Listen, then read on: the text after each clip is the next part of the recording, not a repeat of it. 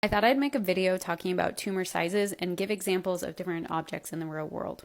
When I was first diagnosed, I didn't really know how to picture how big the tumors were that were reported in my scans. So this is something that was helpful for me, and I hope it is for you too. All right, so this is a 3D rendering of the tumor that was on my kidney. A bit deceptive because I'm kind of a tiny person, so it looks huge in comparison. It's slightly oddly shaped, but this is about 11 centimeters. But most people don't have tumors that size, so let me show you a few other examples. So this little sphere here is about 5.5 centimeters in diameter. This is approximately the size of the biggest tumor that was in my liver. The next example I thought I'd give was the end of a hand sanitizer bottle.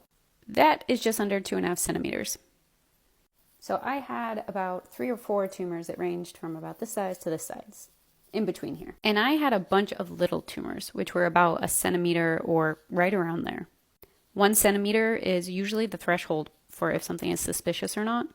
So here's a good example of what that looks like. So a 1 centimeter lesion is about the size of a pea.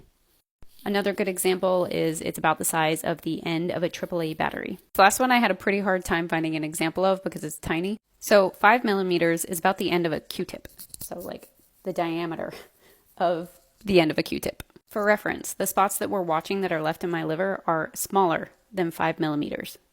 Part of the reason why we watch that and don't do anything about it is because if it gets past the centimeter, we can ablate it. But ablating something is basically you take a needle in and you put it into the middle of the tumor and you heat it up really hot to burn the tumor cells. As you can imagine, trying to target something this size with a needle would be very difficult. They're also incredibly hard to see. Even this is mind-blowing. So the tumors that I just had ablated, the largest one was 1 centimeter.